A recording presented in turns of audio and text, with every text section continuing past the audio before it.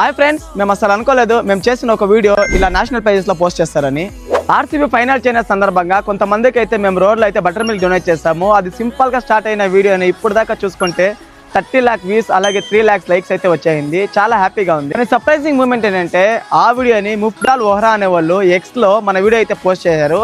చాలా emotional and happy moment అది. అదే సర్ప్రైజ్ గా ఫీల్ అయ్యాము మేము. దానికన్నా బిగ్గెస్ట్ సర్ప్రైజ్ ఏంటంటే 2.8 million ఫాలోవర్స్ ఉన్న ఒక Instagram page one vision media page వాళ్ళు కూడా మన వీడియోని అయితే వాళ్ళ అకౌంట్లో అయితే పోస్ట్ చేశారు. అంతా పాసిబుల్ అయింది ఓన్లీ వన్ రీజన్ వల్ల, ఆర్సీబీ ఫ్యాన్స్ సపోర్ట్ వల్ల.